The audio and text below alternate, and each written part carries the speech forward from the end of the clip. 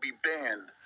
Also, starting today, all U.S.-based companies will be banned from taking part in government procurement. Every year, the province and its agencies spend about $30 billion on procurement, alongside our more than $200 billion plan to build infrastructure. U.S.-based businesses will now lose out on tens of billions of dollars in revenues. They only have President Trump to blame. I'm also urging all 444 municipalities to do the same, and I'm thrilled to see some are already stepping up. For example, Mayor Patrick Brown in the city of Brampton and many other cities. As part of this government-wide procurement ban, we're going one step further. We're ripping up Ontario's contract with Starlink. It's done, it's gone. We won't award contracts to people who enable and encourage economic attacks on our province and our country. Alongside federal tariffs and the measures my fellow premiers are bringing forward, this Team Canada's opening response.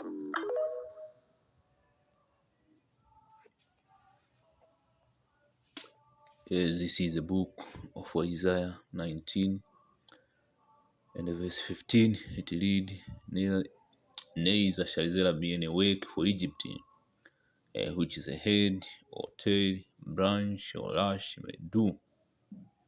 In that day shall Egypt be like unto women, shall be afraid and fear because of the shaking of the hand of the Lord of hosts, which shakes over it. All praise shall and glory to Yahweh, Bahashim, Yahushai, Bahashim, Raha, Kadash, and the Bahanas Elder, and the apostles of the Mission who do well. Peace, blessing, and salvation to you, Akiyamo, pushing this truth to the four winds of the heaven, being at the forefront of this spiritual war, and to make sure Jerusalem is established as a praise, Sion again, as in the days of old. So this is the book of Isaiah 19 verse 15. She, like how you saw, or is that nigga? Also, starting today, all U.S.-based companies will be banned from taking. It is somebody over there in the company which manufacture Ford up there in Canada, if I'm not mistaken, whatever, man. But he's up there in Canada. She and there is discomfort between America and Canada, America and Mexico, America and Europe, America and China. So it is America against everybody, man. I see. And it was prophesied in the scripture that this clashes, question point is the tariff war. You have the trade wars, man. They will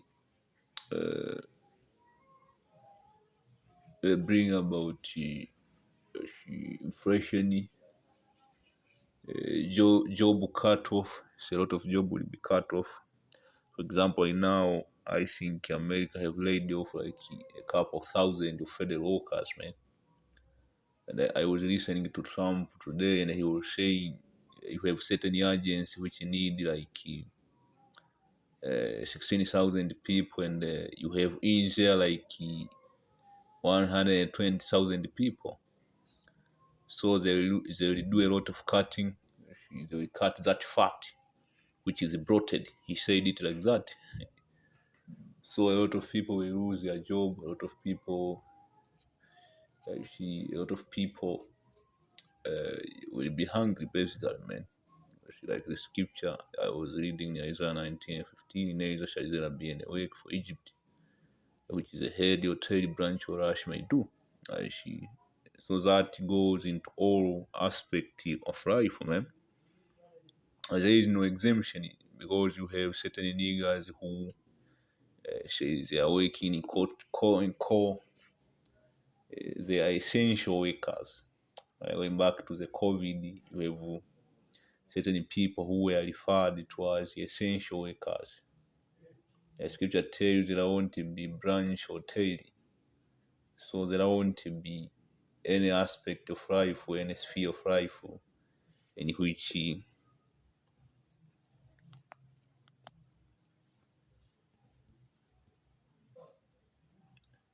in which it won't be cut. She so let me see.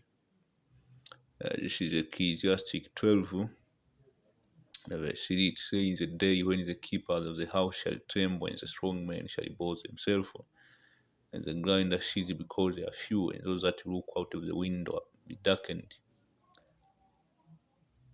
and the door shall be shut in the street." See, when the sound of the grinding is low, and that way the grinding goes into manufacturing, it goes into production, line of production, new ways of production, you see, and it goes into the supply chain, man, because a lot of these countries, and basically it boils down to people, they are profiting from the supply chain they have set for themselves. You see, and the sound of the grounding is low, and they shall rise up at the voice of the bird, and all the note of the music shall be brought low. So when they shall be afraid of that which is high, through what? Through prophecy, and the fear shall be in a way. See, right now there is a fear in there. Yesterday I was watching a video from the elder brother Howard out of there in North Carolina, and there was this dude who was screaming, man. He can't get a job, man. And he have went through interview and interview, man, to get told that we don't want you, and another got hired, and the almond tree shall flourish, and the grasshopper shall be a burden, and the desire shall fail, because man goes to his own home, and the mourner goes about the street. So it will be morning, man. Let me get the book of Ezekiel 17. You know where I'm going with this. Let me see something here.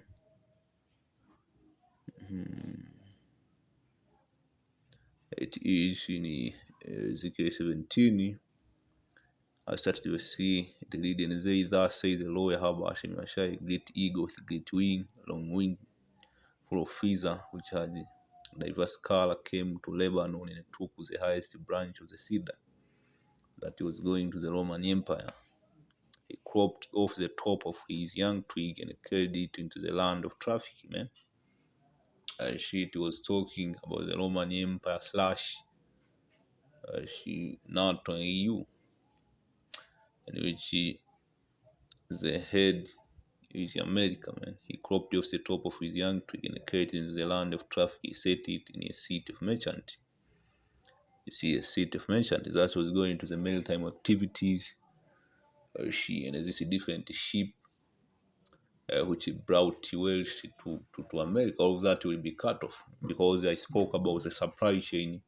So I pulled up a scripture which talk about that, which is Ezekiel 17:4. He cropped off the top of his young twig and carried it to the land of trafficking. Who's that? That's Judah, Benjamin, Levi, man.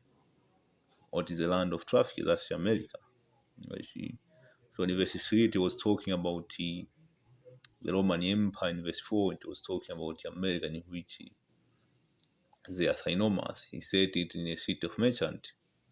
He took wealth of the seed of the land and planted in the fruitful field. He pressed it by the gate water and set it into a willow tree, which is actually modern day Rome, which is America. So, which is this, I hope you are edified. On to the next.